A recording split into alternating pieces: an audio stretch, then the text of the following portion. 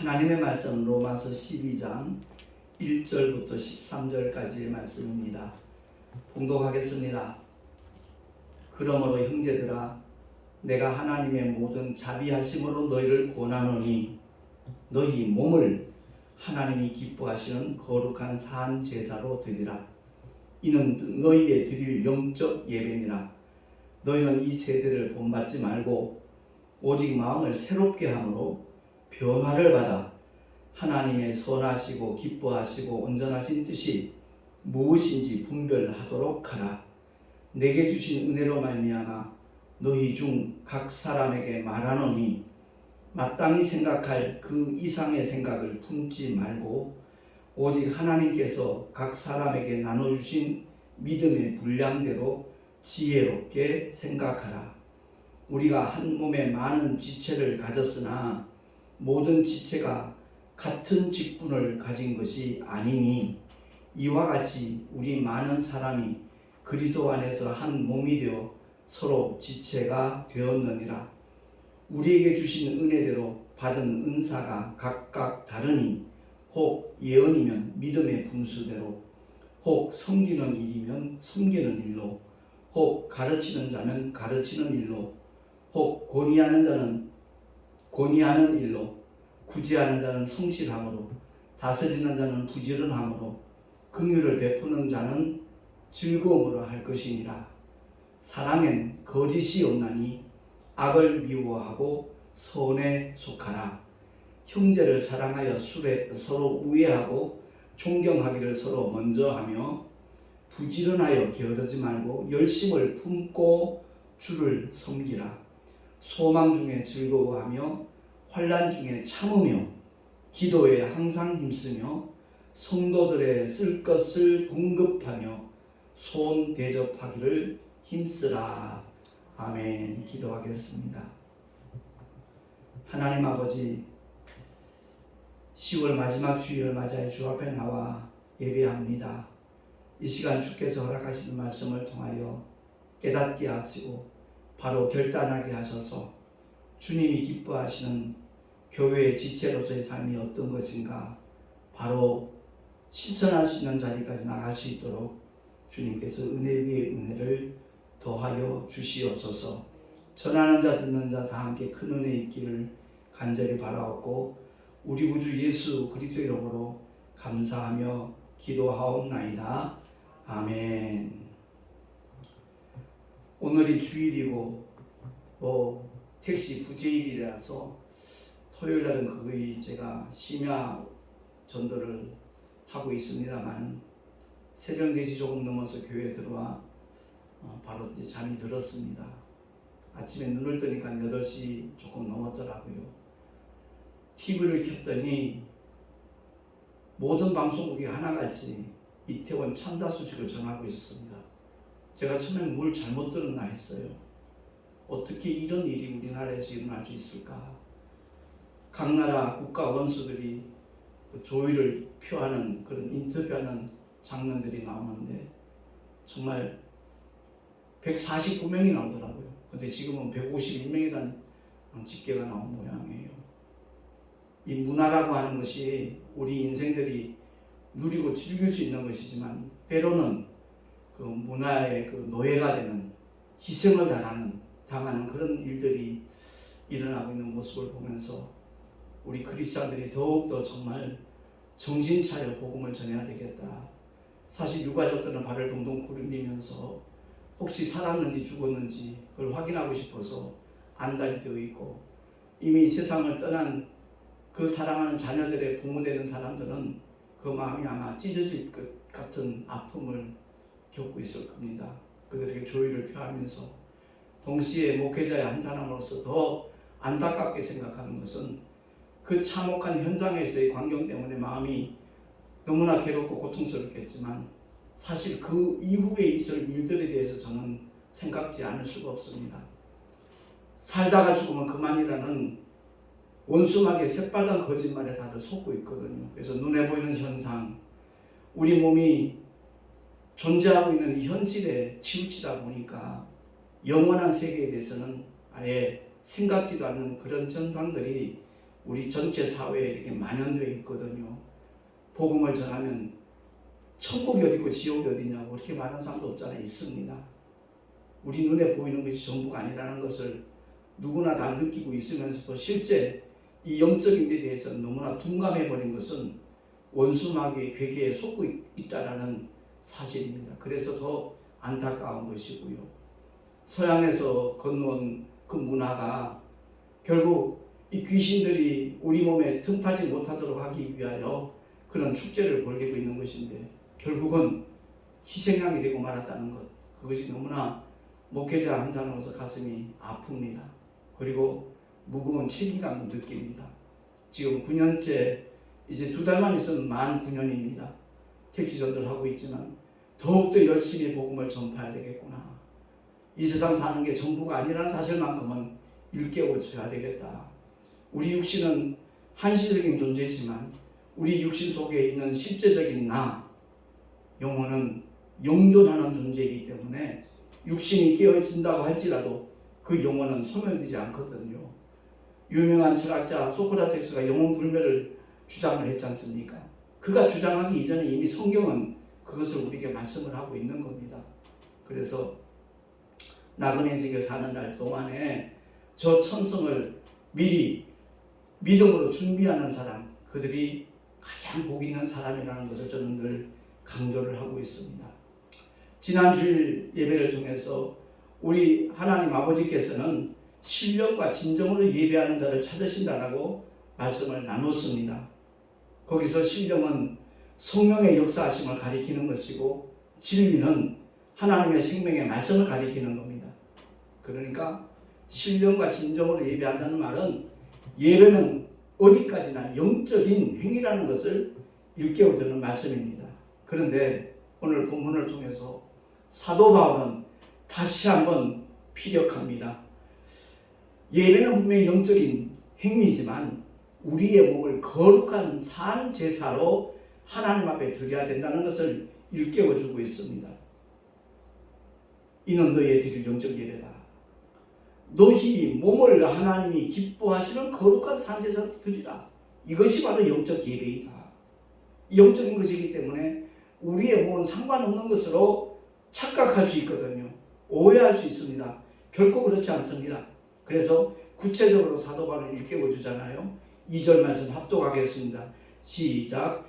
너희는 이 세대를 본받지 말고 오직 마음을 새롭게 함으로 변화를 받아 하나님의 선하시고 기뻐하시고 온전하신 뜻이 무엇인지 분별하도록 하라. 아멘. 2절 말씀대로 이 세대를 본받지 않았다면, 그리고 마음을 새롭게 했다면, 우리가 온전히 변화가 되었더라면 그 이태원 땅에 그야말로 놀러가지 않았을 테고 마음을 빼앗기지 않았을 테고 그렇게 억울한, 솔직히 말해서 그 개죽음이잖아요. 얼마나 아깝습니까? 그 청춘을 펴보지도 못하고 20대, 10대가 거의 대다수가 그 희생자의 나이라고 얘기를 하고 있는데 그 부모의 심정은 무너지죠. 이루 말할 수 없는 것이죠. 오죽하면 자식이 먼저 세상을 떠나면 무덤에 묻지 못하고 가슴에 묻는다라는 말이 있겠습니까? 그 고통의 현장에 있는 자들을 위로할 길이 없잖아요. 그래서 우리 크리스찬, 예수 믿고 구원받은 하나님의 사람이라면 복음을 전해야 됩니다. 만나는 모든 사람들에게 복음을 소개해야 돼요. 예수가 하나님의 아들이시고 나의 구주이시면서 당신의 구세주가 된다는 것을 일깨워주는 것, 별것 아닌 말 한마디 같지만 그게 복음의 전부입니다. 사실은 그 던지는 한마디가 언젠가 때가 되면, 하나님의 때에 이르게 되면 그도 발걸음이 주님의 몸된 교회를 향할 수 있게 될 것이고 그 심령이 구원주 하나님, 사랑의 생명의 주님을 찾게 될 것이라는 사실입니다. 제가 그랬기 때문에 그러는 겁니다. 누군가 건넨 그 말 한마디, 그 말 한마디가 백골사당 군생활하는 가운데 가장 고통스럽고 힘든 순간에 정말 주님의 몸된 교회 신술 감리교회를 찾았던 것이 제 신앙생활의 첫걸음이었고 결국 그것을 통하여 하나님의 종이 되는 정말 놀란 주님의 축복까지 덧입은 믿음의 사람이 되었거든요. 그렇습니다. 오늘날 이 영적인 행위를 몸으로 드려야 된다는 사실을 자꾸만 망각하고 있는 경우가 굉장히 많습니다. 왜 그렇죠? 비대면 예배 때문에 그렇습니다. 비대면 예배를 실시하면서부터 그야말로 영상을 통해서 혹은 유튜브를 통해서 설교를 들으면 그게 예배인 줄 압니다.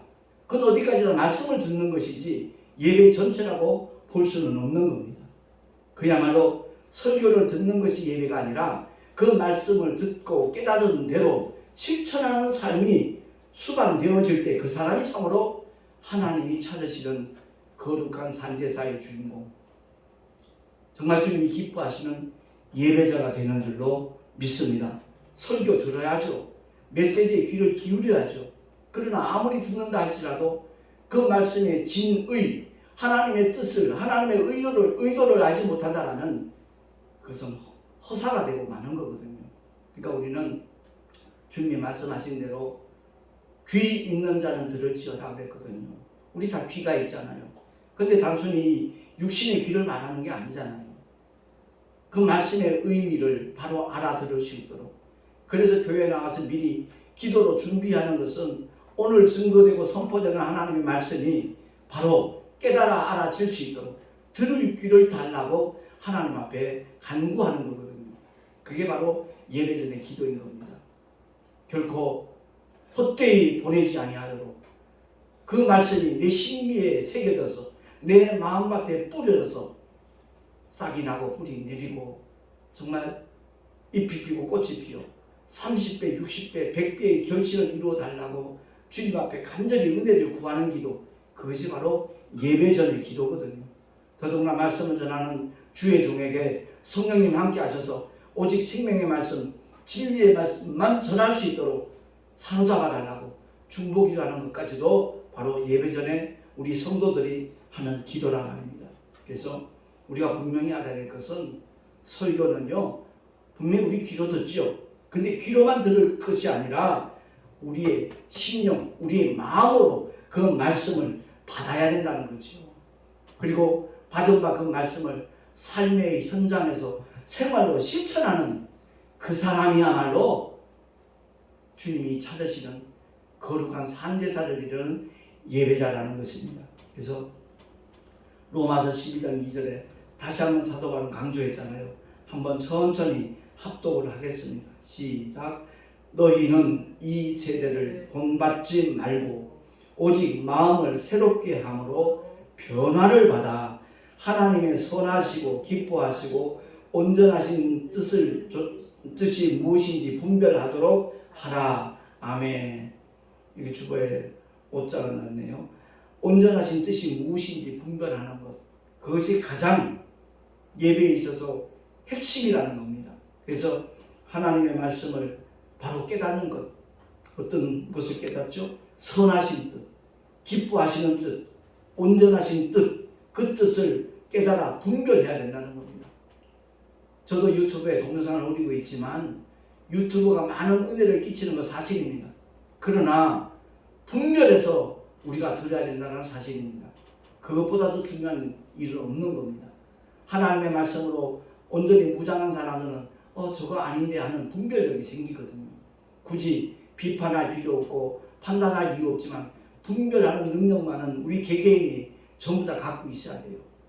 그 능력은 바로 하나님의 말씀을 자꾸만 읽고 보고 듣고 할 때 스스로 이렇게 배양이 되도록 성령님께서 역사하신다는 겁니다.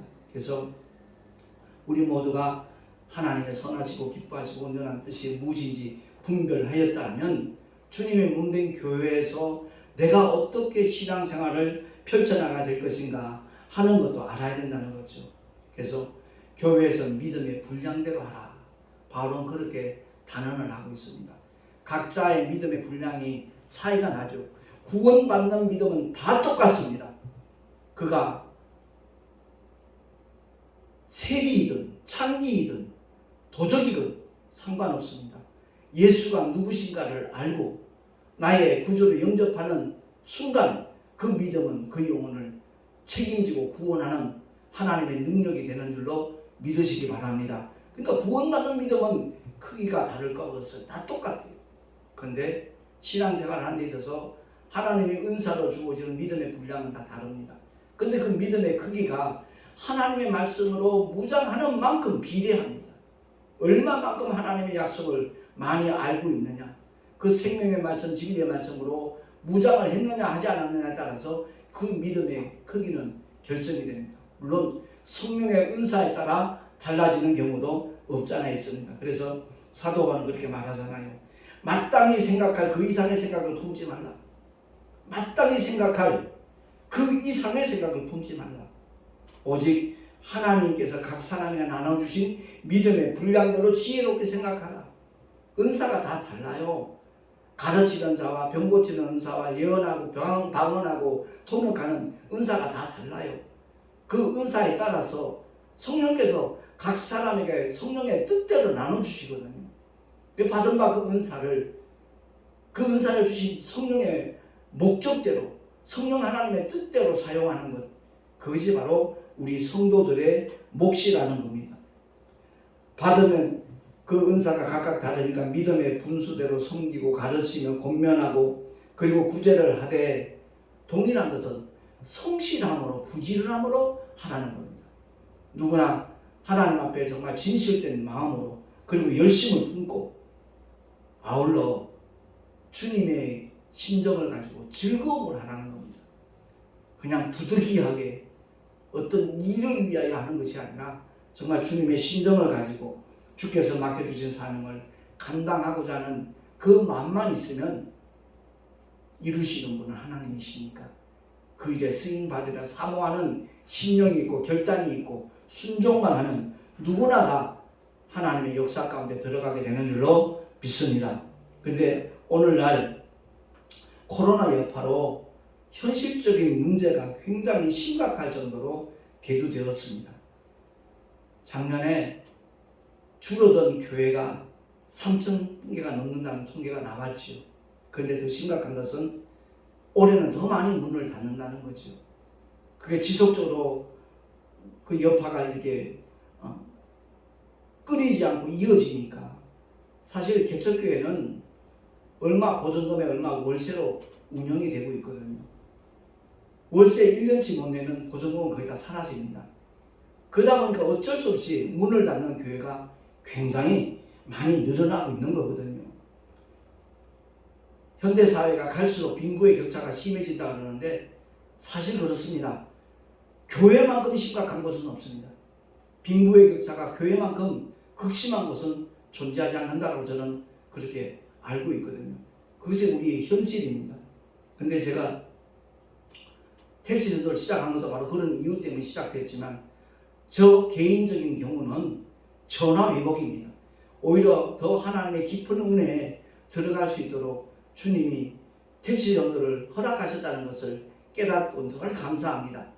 육신은 힘들지라도 그 심령 속에 주님 주시는 기쁨과 희열은 이루 말할 수가 없으니까요. 그래서 날마다 새롭죠. 날마다 기쁘고 즐겁고 감사함으로 택시 전도를 실천하고 있는데, 제가 이번에 총회장으로 이렇게 귀한 중책을 맡고 난 다음에 몇 년 동안 우리가 계속해서 사용하던 신년 할애 장소가 인천 청천동에 있어요. IG빌드 건물 안에. 사실 1인당 25,000원의 식사 대금으로 예배 장소까지 사용해 왔기 때문에 굉장히 저렴하게 우리가 써왔어요. 그걸 몰랐어요. 근데 그곳이 코로나 사태로 인하여 문을 닫았더라고요. 폐업을 해버렸어요. 그래서 인천시와 부천시에 있는 그 웨딩 뷔페를 제가 11군데를 직접 찾아다녔습니다. 제가 이제 택시에 보면 내비게이션에 나오면 거기 찾는 방법이 쉽게 나오거든요. 그 웨딩 뷔페처럼 뭐 일목요연하게 쫙 소개가 됩니다. 일일이 찾아다녔어요. 10군데는 다 없어졌어요. 심지어 그 건물 자체가 웨딩 뷔페의 이름과 똑같은데도 이미 폐업을 하고 있는 겁니다. 그만큼 코로나 여파가 우리 현실 속에 참 고통을 주고 있다는 그 명백한 증거를 제가 확인하면서 이 부평 북광장 쪽에 있는 웨딩 뷔페가 한 군데 영업을 하기에 올라갔더니 11층이더라고요. 굉장히 넓어요. 홀도 넓고. 근데 가격이 43,000원에 1인당 식대가. 그리고 홀이 없어요. 예배를 드릴 수 있는 장소가 따로 없어요. 그래서 제가 이번 목사님들 모임에서 증경 총회장 되시는 목사님께 한번 부탁을 드렸고, 그 교회 현재 담임 목사님한테 또 전화를 드렸어요. 그 작정교회를 좀 신년 할애 장소로 쓸 수 있도록 배려를 해주셨으면 좋겠다는, 두 분 모두가 다 오케이 했습니다. 얼마나 감사할지 몰라요. 그래서 식사 준비하는 문제가 좀 번거롭기도 하고 쉬운 일이 아니라서 제가 이번에는 출장 뷔페를 또 찾아다니기 시작했습니다. 역시 마찬가지예요. 한 군데 빼고는 전부 다 이미 문을 닫았어요. 알게 모르게 코로나가 미친 여파가 그 악영향이 엄청 지대하구나 하는 것을 온몸으로 느꼈습니다.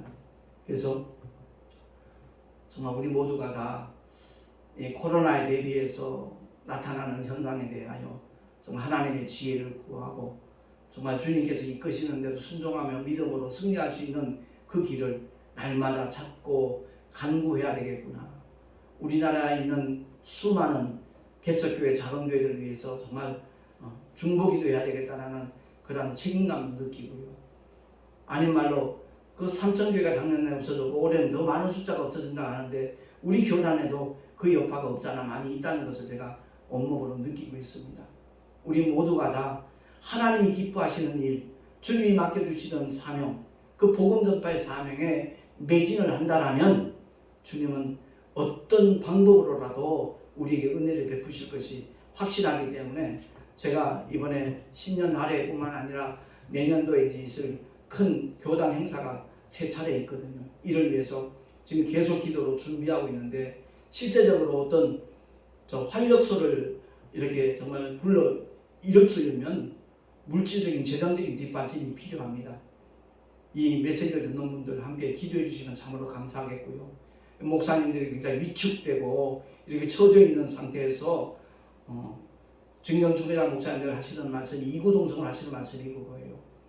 총회에 참석하고 싶은 마음이 저도 일어날 수 있도록 분위기 세신부터 해야 되겠다라는 말씀을 하기에 내년도에 우리가 교육부 행사, 전도부 행사, 그리고 총회 신부 임원 이렇게 환영회 및 단합대회가 있는데 이 3번 행사가 가장 큽니다.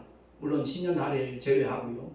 그 신년 할애 때부터 어떤 동기부여가 됐으면 좋겠다 하는 마음으로 기도로 준비를 하고 있는데 함께 기도해 주시면 너무나 감사하겠고요. 정말 한 교회를 살리는 것도 굉장히 보람 있는 일이고 뜻 있는 일이고 하나님께서 기뻐하시는 일이겠지만 한 교단이 비록 중소교단이지만 저는 굉장히 우리 교단에 대한 자부심을 갖고 있습니다. 그야말로 정통적인 신학은 물론이고 동아신학교 그러면 장로교계에서는 다들 알고 있고 인정을 하고 있더라고요. 지금은 무척 이렇게 약해진 상태에 있지만 현실만 보지 말고 우리 동아신학교가 새로워질 수 있도록 정말 활성화될 수 있도록 함께 기도해 주셨으면 좋겠고요. 단순히 총회장으로서 1년, 2년 임기를 마치고 끝날 마음은 저는 없습니다. 무언가 새로운 분위기를 이렇게 만들어 놓고 정말 모든 목사님들이 어떤 동기부여를 받고 도전을 받고 현재 상황 속에서 좌절하거나 낙심하는 것이 아니라 정말 주님을 의지해서 도전함으로 말미암아 그 난관을 극복하고 뛰어넘을 수 있는 하나님의 종들이 많아지기를 정말 소원하면서 계속 기도하고 있습니다.